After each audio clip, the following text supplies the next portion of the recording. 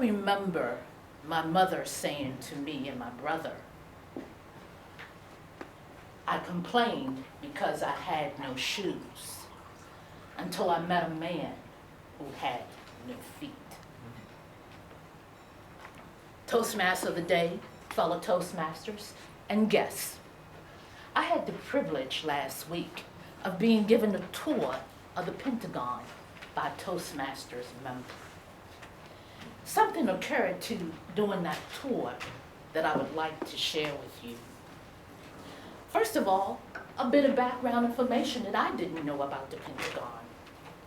It is the headquarters of the United States Department of Defense, located in Arlington, Virginia.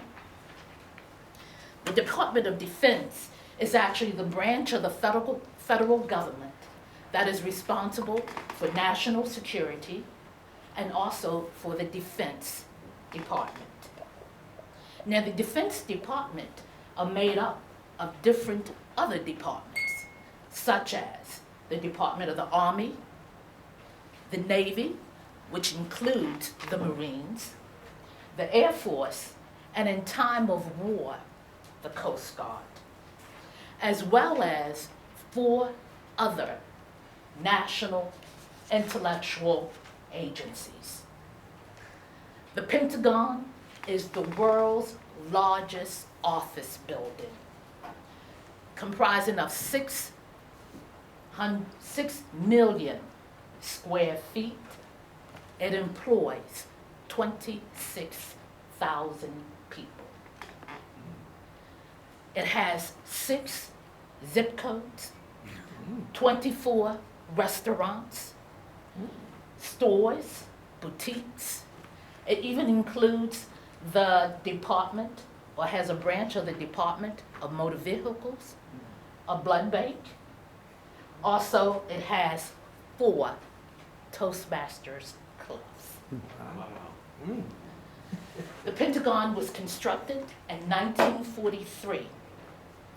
At that time, Virginia was still legally mandated, segregated. And so that the Pentagon was actually built with twice the number of bathroom facilities because it had to register facilities not only for whites, but also for blacks. It also had separate eating cafeteria for whites and blacks. The cafeteria for the blacks was in the basement. When President Roosevelt toured the Pentagon before its dedication, he asked about the whites-only sign that was on the bathroom and had it taken down. In 1943, he segregated the military forces. However, because the Pentagon was in Virginia, Virginia had to make it such that the federal government had jurisdiction, for no other office was segregated in Virginia until 1965. Now, on the tour of the Pentagon, they took me to a whole series of corridors because just like the name, the Pentagon has 5 sides. It has 5 floors above, 2 floors below, and all these corridors, actually 17 miles throughout the building. And if there are any employees with special needs, they're given scooters that they can navigate throughout the building. One of the corridors that I went on was dedicated to NATO, those countries against communism. There was also the Hall of Heroes for those who have won the Congressional Medal of Honor, as well as a humanitarian corridor, because the military doesn't just do war. It also helps people in times of stress, such as Katrina, such as some of the earthquakes and other floods that we've had throughout the world. There was a military corridor that the Army had, the Navy had, and let me tell you, the Air Force was really cool because it was red and blue, just like the Air Force colors. As well is that there was a corridor dedicated to the people who died in the 9/11 attacks. But now one of the corridors that stood out to me was the corridor of the prisoners of war and missing in action. The count has been kept since World War I, and we have 83,000 people, men and women, who have not been accounted for. And what was really interesting was when I went through the corridor of the POWs and also the missing in action, I was shown artifacts from the Vietnam War.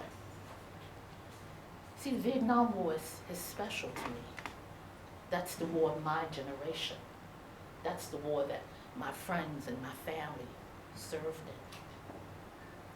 The Vietnam War was fought from 1965 through 1955 through 1975. The North Vietnam and other communist countries such as North Korea and Russia fought against the South Vietnam and those anti-communist countries such as Australia and America. And it was just really interesting, all that it was told about the Vietnam War. And what happened is that I was shown a picture of a serviceman, Admiral Benton. And it was important because the North Vietnam had paraded this admiral in front of the cameras, and they wanted him to do a picture. They wanted him to do a film. And in that film, they asked him, "Have you ever been mistreated?" And in a monotone, he said, "No." "Do you get enough food?" "No." "Yes." "Are you mistreated?" "No." But what was strange, that he was flickering his eyes. And as the service military analyzed the film, they realized that he was given the Morse code. And with the Morse code, he was saying torture. He was verifying that indeed North Vietnam tortured the captive prisoners of war. Now, most of the prisoners of war that were in Vietnam, I should say many of them, were pilots. And they had flown deep into North Vietnam, up near Hanoi. And they were shot down or either crashed. And when they crashed, they suffered many injuries, broken arms, twisted bodies, and fractures. North Vietnam had said, and they had agreed in the Geneva Conventions, that they would treat all prisoners honorably. But when the main men came back, they had a different story. Many of them, when they were captured, they were beaten by the villagers.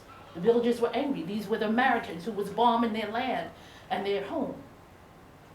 They were taken in by the North Vietnam soldiers into the prisons. They were bound to their cots for no particular reason, just because. Many of them were put in positions in which they had to stand for long times, their arms bent back, their arms bent up, and hung from metal hooks that were in the ceiling. This went on for days. They were trying to break these men. Sometimes they were forced to crawl through latrines full of human waste. And what they also did is they subjected men to solitary confinement. Now, anyone who's familiar with prisoners of war and prison know that solitary confinement or isolation is one of the worst things that could be done. Actually, it's known that allowing communication with the fellow prisoners is of value. Men are able to resist continued on. The POWs did everything they could to communicate with the men that were in the next cell. They would look for spaces underneath of the doors, gaps, where they could signal in some type of language. They would tap on the wall. They couldn't do Morse code because the North Vietnamese knew that code. And so they had to find other ones. They put notes in the walls in the latrine. And they gave messages such as, I'm here, keep the faith, thumbs up. Just anything that could be said that would uplift one's spirit and help you survive.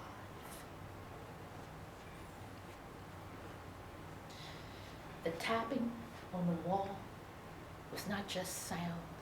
It was not just words. It was communication. It was sadness. It was humor. It was learning about many different things that we wondered. And the POWs fought to keep that communication.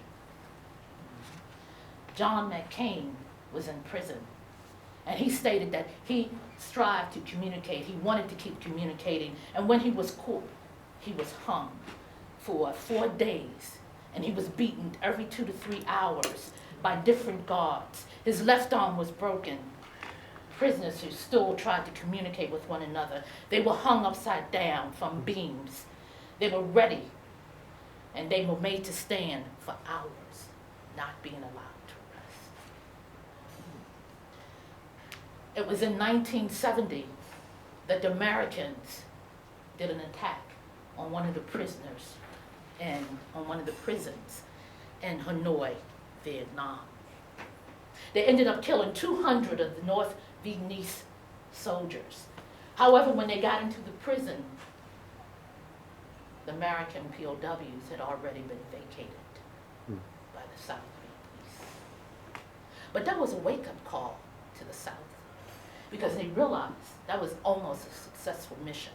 So what they then do is they pulled in together many of the POWs from different camps and put them in an infamous camp called Hanoi Hilton.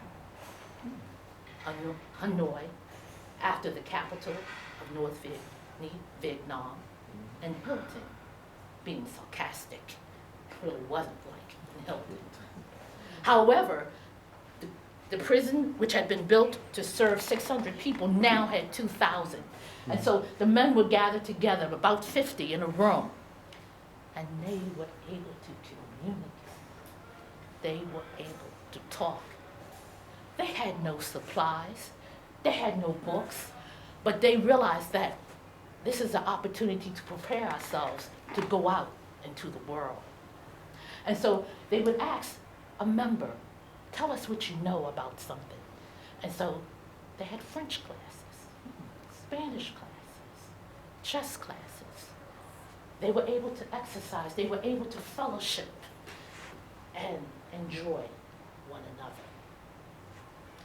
And, in fact, they even formed a Toastmasters class. One of the members had been a previous Toastmaster. Near the club, and the purpose of the club was to help these men, and it was men at the time, when men were in the combat at the time, to go back home and tell the public what no one could imagine about how it was. They practiced speeches in order to talk when they go back home. They had role modeling and examples. They had some men who were pretending to be pressed, interviewing the prisoners. And all this they practiced. They had no books. They had to do it all from memory. The clubs were ran just like the clubs here, lacking the supplies that we take for granted. They had no pens. They had no pencils. What they did is they used bamboo sticks to make pens. They used diarrhea pills and cigarette ashes to make ink. The toilet paper was rationed out. And as the guards realized that the men were up to something with this toilet paper, they gave them less and less. And this is what the men were using to write on. And when they had no more toilet paper, they made paper out of bread and water paste. And if they didn't have that, they used the floor for the blackboard and bricks as chalks. They didn't have a watch in order to keep time. So what they did is they got a string and they put any type of object on it and they swung it like a pendulum. However, but what happened is the timer would end up hypnotized. And so then what they would then do is they had someone that they knew had regular respirations. Okay, and heartbeat rather, and someone said, well, my heart beats 60 times a minute. So that person would be their time. And they continued on meeting and exchanging and enjoying each other's. One day, the guard, they knew something was up amiss. Something was going on. So they took one of the leaders, one of the men that was in the camp, and they searched him. And they found the list of the officers of the club on his person. And then they pulled out each officer, beat, and tortured him. Then you would think they couldn't find any more officers after that. But no, people still volunteered. We don't do that. The officers, they even had a treasurer. But no treasurer, no money. But they had a treasurer. So what I want to do, fellow Toastmasters, is challenge you to think about how these men took on these responsibilities. And it helped them rebuild their dignity. They were able to keep themselves alive. They were able to communicate. And they were able to talk about impossible circumstances. Some of them still went back to active duty and served their country.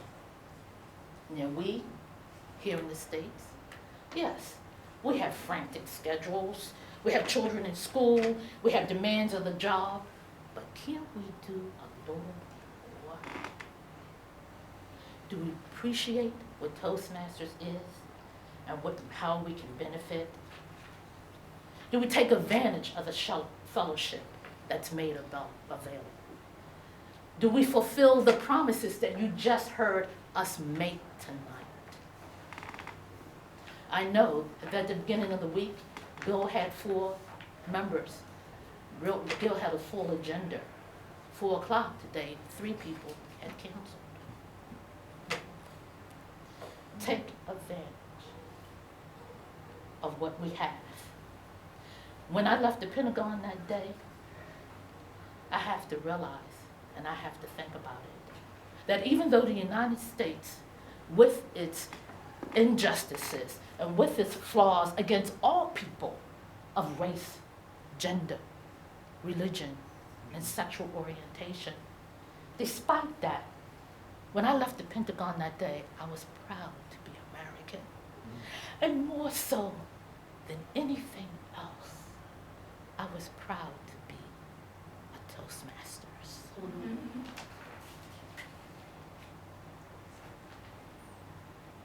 I complained when I had no shoes until I met a man who had no feet.